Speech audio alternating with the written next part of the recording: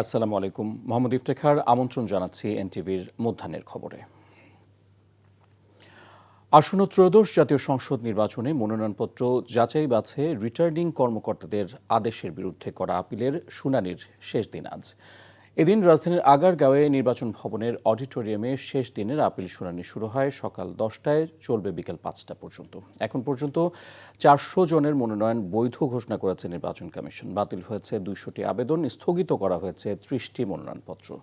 তফসিল অনুযায়ী 20 জানুয়ারি প্রার্থিতা প্রত্যাহারের শেষ তারিখ। রিটার্নিং কর্মকর্তা চূড়ান্ত প্রার্থী তালিকা প্রকাশ করে প্রতীক বরাদ্দ করবেন 21 জানুয়ারি। নির্বাচনী প্রচারণা শুরু হবে 22 জানুয়ারি। প্রচার চালানো যাবে 10 ফেব্রুয়ারি সকাল 7:30 পর্যন্ত, আর ভোট গ্রহণ করা হবে 12 ফেব্রুয়ারি।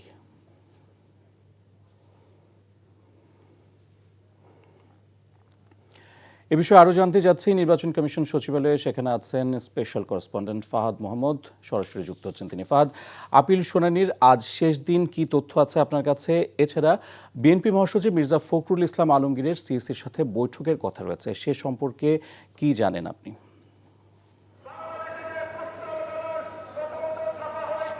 ইফতেখার, আপনি জানেন যে আসন্ন ত্রয়োদশ জাতীয় সংসদ নির্বাচনকে সামনে রেখে মনোনয়নপত্র বাছাইয়ে রিটার্নিং কর্মকর্তাদের সিদ্ধান্তের বিরুদ্ধে করা আপিল শুনানির আজকে শেষ দিন। একই সাথে আজকে দ্বৈত নাগরিকত্ব থাকা প্রার্থীরা জাতীয় নির্বাচনে অংশ নিতে পারবেন কিনা সে বিষয়েও একটা সিদ্ধান্ত জানাবে নির্বাচন কমিশন। আজ এই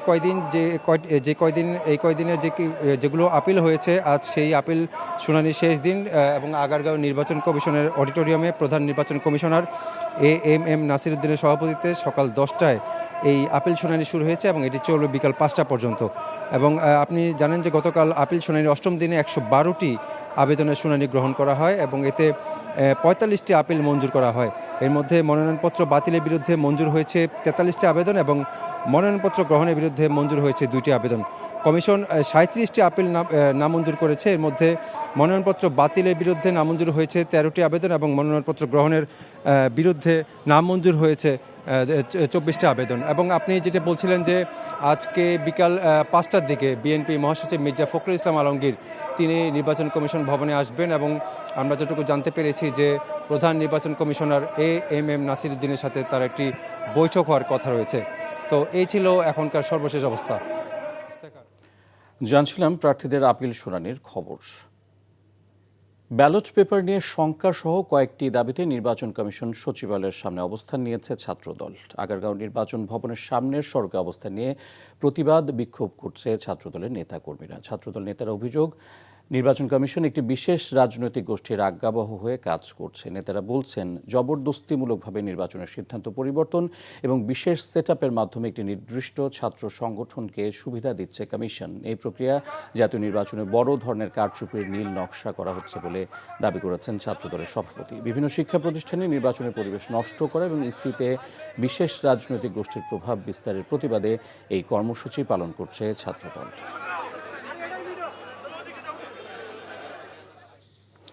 এ বিষয়ে জানতে আমরা যাচ্ছি সিনিয়র করেসপন্ডেন্ট আপেল শাহরিয়ার কাছে, সরাসরি যুক্ত হচ্ছেন তিনি। আপেল, ইসি সচিবালয় ঘেরাও কর্মসূচি সম্পর্কে কি তথ্য আছে আপনার কাছে, আর সেখানকার পরিস্থিতি কেমন দেখছেন এবং আন্দোলনকারীদের দাবিগুলোই বা কি? কিন্তু পোস্টাল ব্যালটগুলো পাচ্ছে না। আমরা কয়েকটি ভিডিওতে দেখলাম একজন প্রবাসী আরেকজনকে ফোন দিয়ে জিজ্ঞেস করছে, আপনি আমার পোস্টাল ব্যালট কেন নিয়েছেন? সে জবাব সে দিতে পারেনি।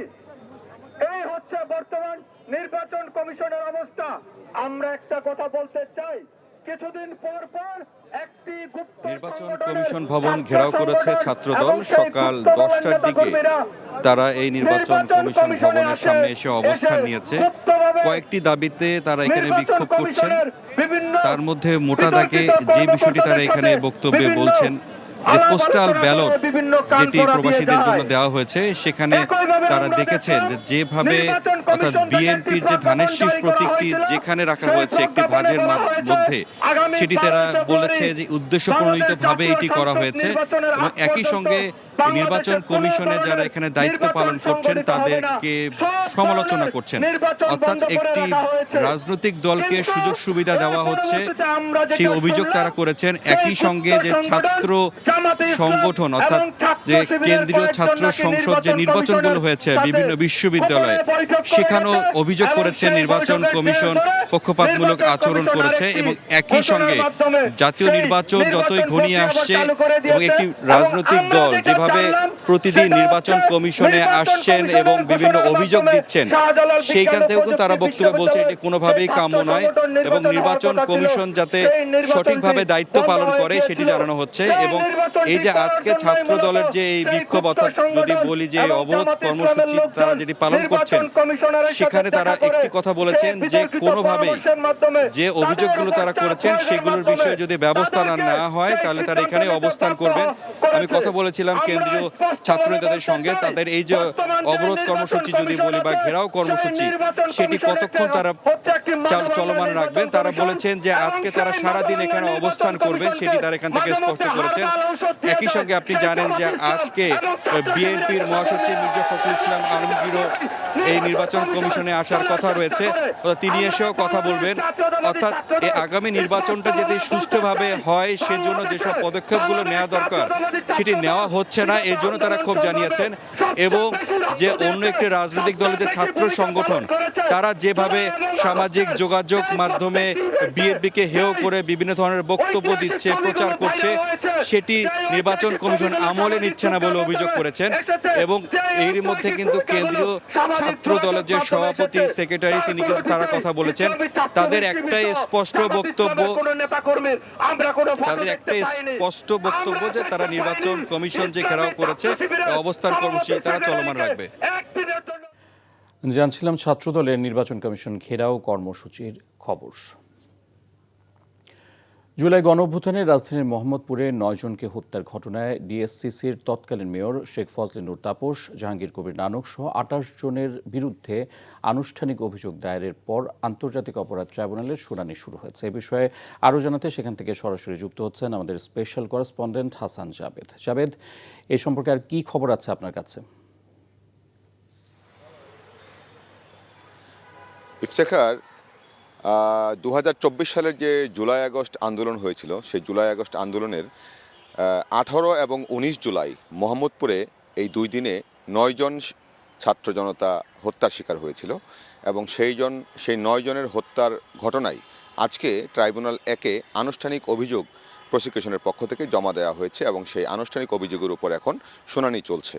আনুষ্ঠানিক অভিযোগে তারা যে সাবেক মেয়র দক্ষিণের শেখ ফজলে নূর তাপস, তারপর আওয়ামী লীগ নেতা জাহাঙ্গীর কবির নানক, ডিএমপির সাবেক কমিশনার হাবিবুর রহমান, তারপর ডিবির যে প্রধান ছিলেন হারুন, প্রলয় জোয়ারদার, পুলিশের তারা ঊর্ধ্বতন কর্মকর্তা ছিলেন বিপ্লব কুমার, এই তারা সহ এবং আওয়ামী লীগের আরও কয়েকজন নেতা এবং মোহাম্মদপুরের কয়েকজন ওয়ার্ড কমিশনার সহ মোট 28 জনের বিরুদ্ধে এই অভিযোগ দেওয়া হয়েছে। এখন যেটা হবে সেই শুনানি শেষে তাদের বিরুদ্ধে অভিযোগ আমলে নিয়ে অভিযোগ গঠনের উপর শুনানির জন্য দিন ধার্য করা হবে। তারপর যে আসামিরা পলাতক আছেন, মাত্র 4 জন আসামি আজকে দেখলাম যে এই মামলায় গ্রেফতার আছেন। অন্যান্য আসামিদের ব্যাপারে তাদেরকে গ্রেফতারি পরোয়ানা জারি করা হবে, তাদেরকে গ্রেফতার করতে বলা হবে। গ্রেফতার করতে না পারলে পত্রিকায় বিজ্ঞপ্তি দেওয়া হবে তাদেরকে হাজির হওয়ার জন্য। সেটা না হলে তাদের অনুপস্থিতিতেই বিচার শুরু হবে এবং রাষ্ট্রনিযুক্ত আইনজীবী দেওয়া হবে। এটাই হচ্ছে মামলার প্রসিডিওর। এবং এখানে তারা যেটি বলেছেন, চিফ প্রসিকিউটর তার শুনানি করছেন, তিনি বলছেন যে কি বিভৎসভাবে এই জুলাই আগস্ট আন্দোলনে ছাত্র জনতাকে হত্যা করা হয়েছিল। সেই ঘটনার এই 9 জন যে হত্যার শিকার হয়েছিলেন তারাও কিন্তু তাদের মধ্যে যে অন্যতম হচ্ছে ফারহান, তারপর হচ্ছে সৈকত, তারাও কিন্তু এই হত্যার শিকার হয়েছিলেন। এখন তারা বলছেন যে মামলার তথ্যপত্র এবং যে সাক্ষ্য প্রমাণ তারা সংগ্রহ করেছেন প্রাথমিক তদন্তে, সেটা তারা প্রমাণ করতে সক্ষম হবেন যে আসামিরা কিভাবে এইসব ঘটনায় জড়িত ছিল। তো এখন দেখা যাক তারা অভিযোগ আমলে নেওয়ার পর বাকি মামলার প্রসিডিংস শেষ হওয়ার পরই বোঝা যাবে যে এই মামলায় আসামিদের কি হতে যাচ্ছে। ইফতেখার, জানছিলাম আন্তর্জাতিক অপরাধ ট্রাইব্যুনালের কার্যক্রম সম্পর্কে। জুলাই গণঅভ্যুত্থানে শহীদ ও আহতদের পরিবারের সদস্যদের সঙ্গে মতবিনিময়ে অংশ নিচ্ছেন বিএনপির চেয়ারম্যান তারেক রহমান। রাজধানীর ফার্মগেটে খামারবাড়ির কৃষিবিদ ইনস্টিটিউট মিলনায়তনে এই মতবিনিময় সভা শুরু হয়েছে। অনুষ্ঠানে সভাপতিত্ব করছেন বিএনপির স্থায়ী কমিটির সদস্য নজরুল ইসলাম খান। সভায় বিএনপির বিভিন্ন পর্যায়ের শীর্ষ নেতারা উপস্থিত রয়েছেন।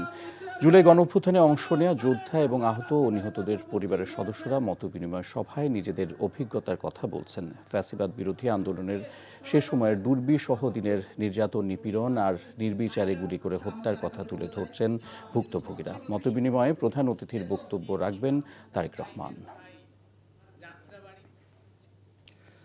স্বরাষ্ট্র উপদেষ্টা জাহাঙ্গীর আলম চৌধুরী বলেছেন, পুলিশ কোনো রাজনৈতিক দলের রক্ষক নয়, তারা জনগণের করের টাকায় পরিচালিত রাষ্ট্রের কর্মচারী। পুলিশ বাহিনীর মূল দায়িত্ব হলো জনগণের সেবা করা এবং আইনের শাসন নিশ্চিত করা। সকালে রাজশাহীর সারদায় বাংলাদেশ পুলিশ একাডেমিতে সহকারী পুলিশ সুপারদের সমাপনী কুচকাওয়াজ অনুষ্ঠানে প্রধান অতিথির বক্তব্যে তিনি কথা বলেন।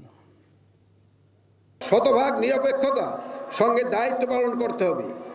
কোনো প্রার্থী বা এজেন্টের নিকট হতে কোনো প্রকার অনৈতিক বা অবৈধ আর্থিক সুবিধা গ্রহণ করবেন না। কেন্দ্রে কোনো প্রকার অনিয়ম বা বিশৃঙ্খলা সৃষ্টি হলে রিটার্নিং অফিসার, সহকারী রিটার্নিং অফিসার, প্রিজাইডিং অফিসারের পরামর্শ মোতাবেক তা শক্ত হাতে দমন করতে হবে। কথা ছিল 1.5 বছরে সেতুর নির্মাণ কাজ শেষ করে তা জনগণের ব্যবহারের জন্য উন্মুক্ত করে দেওয়া হবে, কিন্তু নির্মাণ শুরু প্রায় 7 বছর হতে চললেও কাজ হয়েছে মাত্র 23 ভাগ। বলছিলাম নড়াইলের নবগঙ্গা নদীর উপরে বারুইপাড়া সেতুর নির্মাণ কাজের কথা। ফলে বরাবরের মতো ঝুঁকি নিয়ে খেয়া পারাপার হতে হয় সেখানকার লাখো মানুষের। তবে নদীর গ্রেড পরিবর্তন ও নকশা জটিলতায় বাজেট বেড়ে যাওয়াকে অজুহাত হিসেবে মানছে সড়ক ও জনপদ বিভাগ। নড়াইল থেকে এম মুনির চৌধুরীর পাঠানো রিপোর্ট। 2018 সালের মার্চে নড়াইল কালিয়া সড়কের নবগঙ্গা নদীর উপর প্রায় 652 মিটার দৈর্ঘ্যের সেতুর নির্মাণ কাজ শুরু হয়। সড়ক ও জনপদ বিভাগের এই প্রকল্পটি 65 কোটি টাকা চুক্তি মূল্যে কাজ নেয় ঠিকাদারি প্রতিষ্ঠান মেসেজ জামিল ইকবাল অ্যান্ড মঈনুদ্দিন বাসী। 2019 সালের জুনে সেতুটির নির্মাণ কাজ শেষ হওয়ার কথা ছিল, অথচ সেতুটির দৃশ্যমান অগ্রগতি নেই। সেতুর নির্মাণ কাজ শেষ না হওয়ায় এখনও ঝুঁকি নিয়ে চলাচল করতে হচ্ছে দুই পারের লক্ষ লক্ষ মানুষের। ব্যবসা ক্ষেত্রে যাতায়াতের জন্য আমাকে তো অসুবিধে, আমরা পার হতে পারি না, সময় মতন আসতে পারি না। রোগীর তো বেহাল দশা হবেই, সাথে মনে করেন যে মৃত্যু ঝুঁকিও বাড়ে। 2-3টা কলেজ আছে, হাই স্কুল আছে, গার্লস স্কুল আছে, প্রাইমারি স্কুল আছে, কেজি স্কুল আছে। যাওয়া আসা পরীক্ষার সময় বিশাল ক্ষতির সম্মুখীন হয়, কারণ টাইমলি পার হতে পার না। সড়ক ও জনপদ বিভাগ জানিয়েছে, সেতুর নির্মাণ কাজ চলাকালে বালঘেটের ধাক্কায় সেতুর পিলার ক্ষতিগ্রস্ত হয়। তাই বিআইডব্লিউটিএ নবগঙ্গা নদীকে সি থেকে বি গ্রেডে পরিবর্তন করে। ফলে সেতুর নকশা পরিবর্তন ও ব্যয় বৃদ্ধি পেয়েছে। 65 কোটি টাকা থেকে ব্যয় বেড়ে দাঁড়িয়েছে 135 কোটিতে। নকশা পরিবর্তন ও মালামালের দাম বৃদ্ধির অজুহাত সড়ক ও জনপদ বিভাগের। কাজটি বর্তমানে চলমান রয়েছে, যেহেতু বিদেশ থেকে মালামাল আমদানি করতে হয়, ডলার সংকট এবং বর্তমান কিছুদিন আগে যে পরিস্থিতি খারাপ ছিল, এখানে একটু ডিলে হয়েছে জাস্ট। তো ঠিকাদার অলরেডি মালামাল দেশে নিয়ে আসতে পারছে। তো আশা করি যে আমাদের নির্ধারিত টাইমেই কাজটি শেষ হবে। আর কত অপেক্ষার পর বারুইপাড়া সেতুর নির্মাণ কাজ শেষ হবে, সেতু নির্মাণের সুফল পাবে তারা, এমন নিত্যকার প্রশ্ন স্থানীয়দের। NTV news desk.